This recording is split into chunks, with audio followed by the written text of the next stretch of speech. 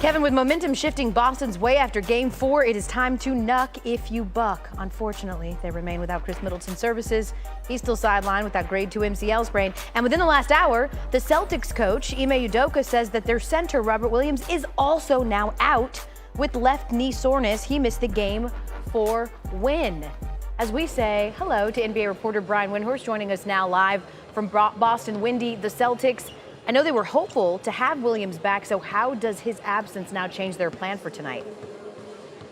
Yeah, they upgraded him to questionable, and it looked like he was going to play, El. But I got to say to you, this isn't necessarily the worst news the Celtics could get, and that's because they've been better with Al Horford and center in this series. And he was a plus 20 in the terrific game he played on Monday night in Game 4. And the reason is because the Bucks don't guard him. They sink their center, Brook Lopez and Bobby Portis, down into the paint, and Al Horford stands out on the perimeter and waits for jump shots. He's hit 60% of them over the last 2 games and crushed the strategy. So in a weird way, Robert Williams being out opens the door for more minutes for Horford at center and a more effective offense. Now, the concern is that Horford, he's 35 years old. He played 42 minutes 48 hours ago. He played 40 minutes in Game 3 on Saturday. Can he maintain that level with this short turnaround we're going to see tonight? Yeah, he was an absolute revelation. That's what I love about the playoffs, by the way, that on a team that features Jason Tatum, right, and Jaylen Brown, we're talking about how do they stop and plan for Al Horford. I mentioned Chris Middleton as well. He's out for Milwaukee. Where is the Bucks going to miss him the most, do you think?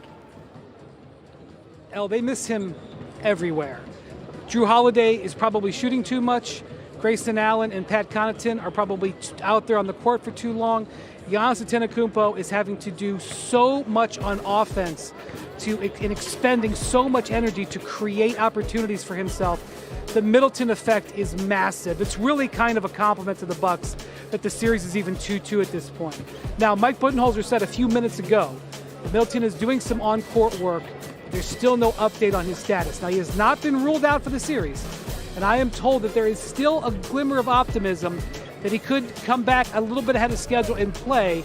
But right now, and for tonight, in this vital 2-2 game, it's going to be a heavy load on Giannis Antetokounmpo with very little rest from a very taxing Game 4. We're certainly going to ask, right, our PTI crew, whether they are putting too much on Giannis. Brian Windhorst joining us with the latest ahead, Kevin, of a huge game in Boston with tons of momentum on their side. You take a look at Giannis. The Bucks have won 3 of their 4 road games this postseason, but his numbers have not been up to par with what they've been in Milwaukee. The Greek Freak is averaging just over 25 points a game on the road. He's shooting 44% from the field.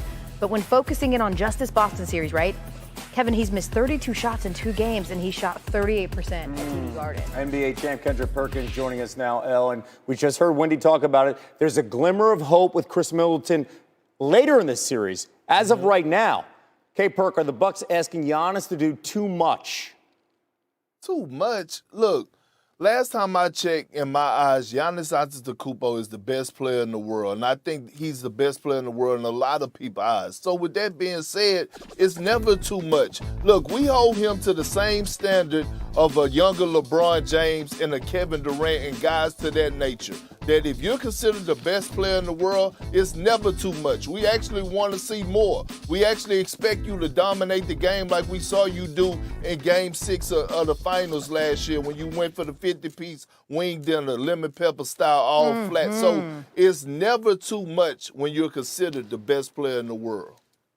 Perfect combination for dinner time. Giannis coming off his 14th career playoff game with 30 points, 10 rebounds, and 5 assists, tied for the 5th most in NBA history. Perk, stand by. Elle has much more. Yeah, just one addendum. It's lemon pepper wet, and then that would be the appropriate. Okay, we're good. You're the pro. While the playoffs continue for 8 teams, 22 others planning for next season, including the Nets, who have big decisions after a season where they dominated headlines for non-basketball related issues before an underwhelming playoff run. Their GM, Sean Marks, on what will inform his decision-making. Listen closely. We haven't had any of those discussions yet, so it'd be unfair for me to comment on, how it looks with us and Kyrie, because to be quite frank, he has some decisions to make on his own. So he has to look at what he's going to do with his player option and so forth like that. But I think we know what we're looking for. We're looking for guys that want to come in here, be part of something bigger than themselves, play selfless, play team basketball, and be available. And that goes not only for Kyrie, but for everybody here. Here's sort of the status of the Nets right now, if you will. Along with Kyrie's player option, Patty Mills also has a player option. And the Nets might have to retool a lot of their roster because 7 of their players are entering free agency. Brooklyn also projected to have a luxury tax of $24 million this offseason. Nick Friedel covers the Nets for us. Bless his heart. And he joins us now. Nick, I'm going to do a little reading between the lines. I don't know. It seemed like some of those comments from Marks were pretty pointed. What do you think it says about Kyrie Irving's future there? He was talking to one person. Right. Marks was saying to Kyrie, if you don't commit to us at a much higher level than you have in the last couple seasons, your days in Brooklyn with this team are numbered. He couldn't have been clearer. He wants Kyrie to know that he can't just go about this season the way he has the last couple years. And what's really tricky now for the Nets is Kyrie has a player option worth $36.5 million that he's got to decide whether or not he wants to pick up going into next season. If he doesn't, Mark's made it real obvious that the Nets aren't ready to commit. This is not a relationship they want to have long term. Now, the key in all of this, as always with the Nets, is Kevin Durant. And at every turn, Durant stood up for Kyrie and said, this is my guy. But I can tell you, being in that press conference today, there was an air of relief internally that somebody finally said all the things that Mark said, because it had been such an albatross on top of this organization all year long. And as long as I've covered Kevin Durant, I know he's very close to Kyrie, but I also know he wants to win. And he knows that there are lots of times, as we've seen in the last couple of years, where you just can't count on Kyrie to be out there on the floor. So those conversations will be ongoing the next couple of weeks. But the message today was very obvious. Kyrie, I don't know if it's meant to be in Brooklyn anymore. Yeah, listen, I'm not one to typically cape for the front office in this situation, but I think it's a reasonable expectation that you have to go to work. And since coming to Brooklyn, Kyrie has missed half of their games. That seems like an issue. Nick Friedel joining us here on SportsCenter. Yeah, that's not going to work, Al. K-Perk, as promised, back with us here. All right, I'm giving you the power of Kevin Durant. I'm giving you the power of Sean Marks. What would you do if you're the Nets here with Kyrie? Well, first I would ask Kyrie, what do he want? Because now he has no option. He either has to get right or get left. And that's the right approach. Look, I love the way Sean Marks came out publicly and said, we're going to hold you accountable of being committed 100%. And that's the first step of actually setting the word culture. They need culture there. And the way that Kyrie has been carrying himself over the last 2 years, as far as being in the Brooklyn Nets uniform, that is not the true definition of culture. So right now, they're basically saying, if I'm Kevin Durant, I know that's his homeboy. I know KD been sticking up for him. But at some point, Kevin Durant is going to get tired of that. And I'm going to say, hey, man, what do you want? If you want to be here, we need you 100% in. If you're not, then we'll find somewhere else to move you. Yeah, when he's not available, he can't play, and then you could see the production drop off and then the lack of chemistry. He played only 29 games, and then when he did play, how about tying a career high, averaging over 27 points per? So it's not about the skill set. It's about, do you show up daily to work? Hey, Kev, think about this. He talked more to the media than he do his own teammates. Drop the mic. Says enough. K-Perk, thank you. Still to come on SportsCenter. Bonus time with PTI. Are the Bucks asking about us? And that's on all of us. That's on me to make sure they're ready, and that's on them to be ready. Tonight we were not. I want to watch the tape or burn the tape. I'm not sure which one. I'll probably watch it because I have to, and then I'll burn it. We'll be ready next game. We have to be. They certainly do, because they're facing elimination as we bring in Kendrick Perkins, who's back with us now. We heard Doc there talk about effort. They need a lot of things. They need consistency, too. Who they were in Game 4 was not who they were last night. Who do you think needs to step up most?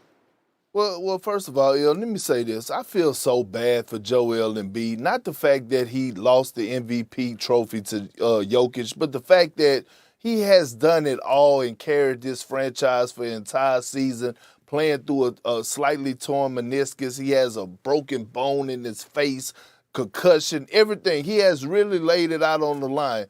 Can somebody pick him up for once? Can James Harden, a guy that they acquired at the trade deadline, come in and be some type of star? Not a superstar, but at least come to play for one game and lift his brother Joel Embiid up in the Philadelphia 76ers. Listen, I understand James Harden is not the Houston Rockets James Harden, but damn, he could give more than what he gave last night. He could have set the tone. He could have been somewhat of a leader. He could have lifted Joel Embiid up and saw that, hey, my big fella don't have it. Let me see if I can get us at least through these first 2 or 3 quarters, and then he could pick us up on the back end. But James Harden got to come to play. The 76ers got to get something out of him. I mean, something. Yeah, he was a revelation in Game 4, and then he follows that up with 4 assists and a -29 plus-minus. And last night's loss to the top seed in the East. Because, again, to Miami's credit, I mean, they are still the #1 team, right, in the East. So the #1 team in the West, the Suns also take Game 5. They win that one by 30 at home. What makes you believe they're going to close this thing out tomorrow against Dallas? You know what? Them holding the Dallas Mavericks to 80 points in Game 5, 80 points, showed me that the Suns have a different type of level that they could turn up to. And when I look at them and I look at their personnel, they are deep.